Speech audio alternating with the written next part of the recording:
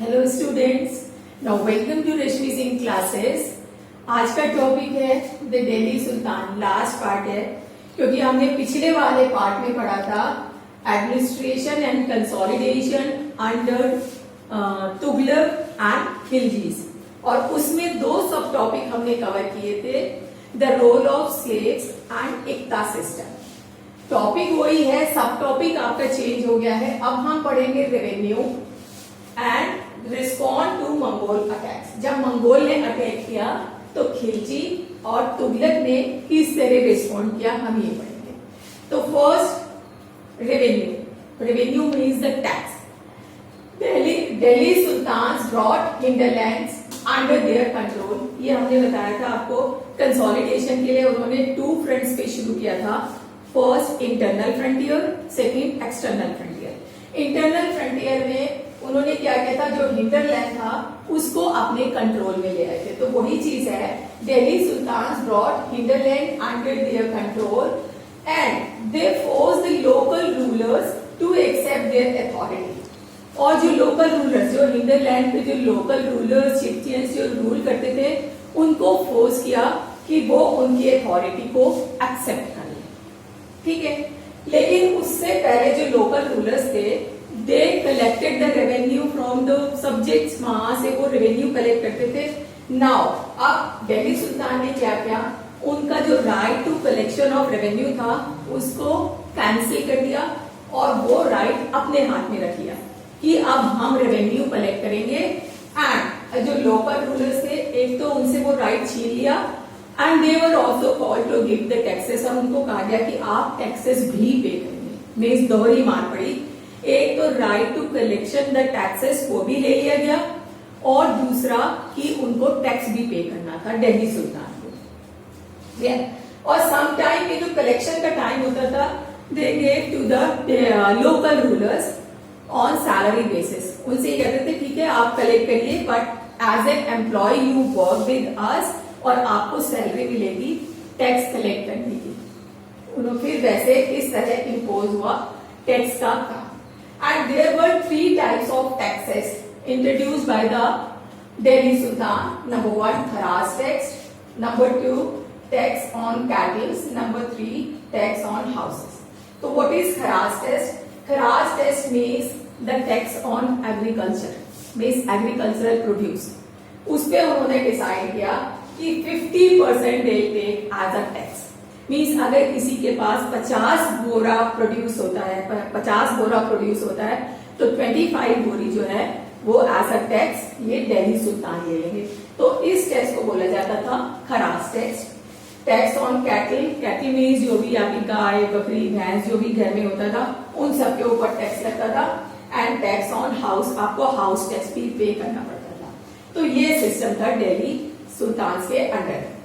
And large part of subcontinent was difficult to control. अब आपको बताया था मैंने, खिलजी ने साउथ में जाके भी कुछ जगह अपने कंट्रोल में कर ली थी।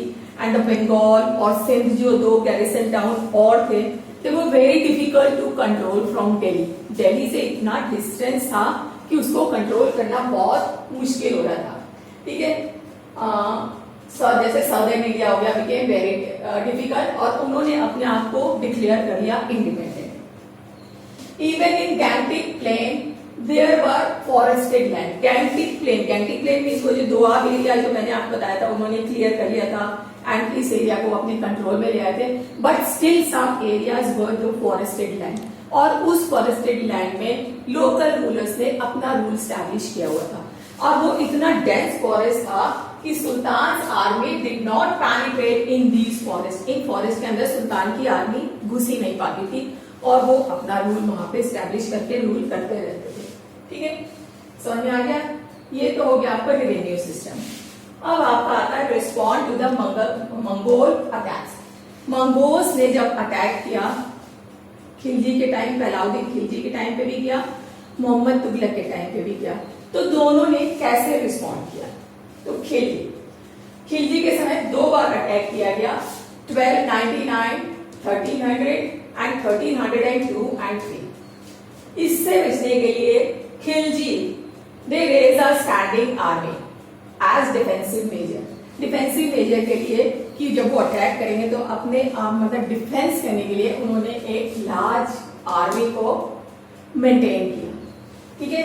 और इधर Tughlaq was confident about his strength, क्योंकि एक बार मंगोल्स ने अटैक किया था and the Mongols were defeated by the Mohammad Tughlaq. तो उसको अपने ऊपर इतना कॉन्फिडेंस हो गया था, उसने कहा हम लार्ज आर्मी को मेंटेन करेंगे but not as a defensive measure, attack करेंगे क्योंकि हम उनके एरिया पे अटैक करके उनको अपने कंट्रोल में कर लेंगे। मीन्स दोनों का एम डिफरेंट था। नाउ खिलजी ने क्या किया, new garrison town was constructed by Khilji Siri, Delhi में सीरी फॉर सोल्जर्स, नया गैरिसन टाउन बनाया सोल्जर्स के लिए सीरी दिल्ली में, ठीक है, क्योंकि आर्मी जब उसको मेंटेन करनी थी तो एक नया गैरिसन टाउन बनाया। और यहाँ पे rather to construct the new town, जो ओल्ड गैरिसन टाउन थे वहीं पे सोल्जर्स को रखा एंड वहां से जो रेसिडेंट थे, क्योंकि गैरिसन टाउन में जो रेसिडेंट्स रहते थे उनको वहां से हटा के दौलताबाद भेज दिया गया साउथ में, ठीक है। और साउथ को उन्होंने नया अपना कैपिटल बना दिया इंस्टेड ऑफ दिल्ली, दिल्ली को छोड़ के दौलताबाद कैपिटल बना दिया और सारी रेसिडेंट को, जनता को वहां शिफ्ट कर दिया। इसका बहुत क्रिटिसिज्म हुआ क्योंकि लोगों को ये समझ में नहीं आया कि हमें क्यों शिफ्ट किया गया। Now third, tax on kind. अब उन्होंने, खिलजी ने जो टैक्स लगाया, प्रोड्यूस पे टैक्स लगाया। दोआब एरिया के अंदर फर्टाइल लैंड थी तो वहां से उन्होंने 50% टैक्स लगाया और वो जो टैक्स लगाया था वो खाने का सामान किसके लिए लगाया, फॉर द सोल्जर्स, ताकि उनको भी खिलाया जा सके क्योंकि भूखे पेट लड़ाई नहीं होगी।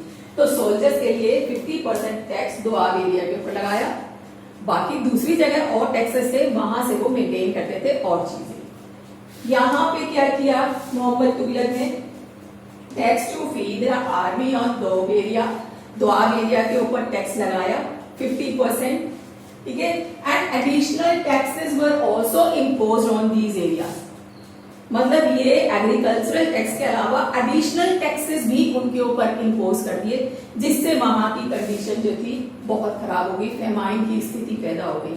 तो अगेन क्रिटिसिज्म मिला इसको मोहम्मद तुगलक को। अब salaries in cash, means Alauddin Khilji जो था वो अपने सोल्जर्स को कैश सैलरी देता था। पहले इकता था कि भाई हम इकताज में देंगे, लेकिन उनको लगता था कि अब हम इकता नहीं, जमीन जायदाद कुछ नहीं देंगे, हम सैलरीज में देंगे उनको। तो सैलरीज में पे करते थे and he control the prices of commodities, जो इम्पोर्टेंट कमोडिटीज थी उनके प्राइजेस को कंट्रोल कर लिए और कोई भी उन प्राइजेस से ज्यादा पे बेच नहीं सकता था, और बेचता था तो जी, ताकि ये जो आपके सोल्जर्स हैं वो इजीली अपनी लाइफ को स्पेंड कर सके। और यहाँ पे मोहम्मद तुगलक ने क्या किया, सैलरीज इन कैश, कैश में ही सैलरी दी बस, but introduce the token currency. अब उसने यहाँ पे एक टोकन करेंसी इंट्रोड्यूस की। टोकन करेंसी क्या थी, जो एक पहले सोने चांदी के सिक्के चला करते थे, अब मेटल, दूसरे मेटल जो एकदम चीप मेटल होता है जैसे कॉपर हो गया या लोहा हो गया, उसके सिक्के बनाने शुरू किया और उसको इंट्रोड्यूस करना शुरू किया। तो लोगों को वैसे सिक्के बनाने बहुत इजी लगे, तो नकली करेंसी मार्केट में बहुत ज्यादा आ गई और नकली करेंसी आने से कमोडिटीज के प्राइसेस बहुत हाई हो गए। जब प्राइसेस हाई हो गए तो लोगों ने त्राही जनता शुरू हो गई, इसका रिवोल्ट करना शुरू हो गया। और सबसे बड़ी बात क्या हुई, जो टैक्स पे करना होता था लोग टोकन करेंसी में करना शुरू कर दिया। तो राजा की ट्रेजरी में क्या इकट्ठा हो गया, चीप मेटल की करेंसी इकट्ठी होगी, सोना चांदी तो रहा ही नहीं। तो अगेन क्रिटिसाइज करना शुरू हो गया कि भाई ये इसके जो मेजर्स जो ले रहा है ये ठीक नहीं दे रहा है। तो इन सब की वजह से Khilji was praise by the historians कि जो इसने मेजर्स लिए सक्सेसफुल रहे, और he was considered, means that Tughlaq was considered as failure. उसको वाइस फूल भी बोला जाता था, पढ़ा लिखा था, वाइस बोला जाता था, बट फूल, बेवकूफ, क्योंकि प्लानिंग बहुत अच्छी होती थी but the execution was very poor. उसको एग्जीक्यूट अच्छे से नहीं कर पाता था, इसी वजह से उसको failure, the mixture of opposites, wise fool वगैरह बोला जाता है। समझ में आ गया? तो ये इनका मंगोल अटैक के अगेंस्ट में रिस्पॉन्ड था, खिलजीज एंड तुगलक। एंड द सल्तनत इन 15th एंड 16th सेंचुरी में क्या हुआ, लोधी डायनेस्टी रूल टिल 1526। 1526 तक लोधी डायनेस्टी ने रूल किया। Bahlol Lodi and Ibrahim Lodi. Ibrahim Lodi was the last ruler and by then Jaunpur, Malwa, Bengal, Gujarat, Rajasthan and southern India they declared themselves as a independent state. उन्होंने अपने आप को इंडिपेंडेंट कर लिया क्योंकि उस समय जो सेंटर था दिल्ली सुल्तान बहुत वीक हो रहे थे, तो उन्होंने अपने आप को इंडिपेंडेंट कर लिया। And Ibrahim Lodi was defeated by Babur. Babur ने उसको हराया और उस तरह वहां पे हमारे उसके बाद मुगल एम्पायर स्टार्ट हो गया। समझ में आ गया बस। और बाबर के बाद Humayun came on the throne और हुमायूं को हराया शेरशाह सूरी ने और सू डायनेस्टी स्टैब्लिश हुई। और सू डायनेस्टी ने 15 इयर्स तक रूल किया और एक नया एडमिनिस्ट्रेशन का एक फिनोमिना स्टार्ट किया।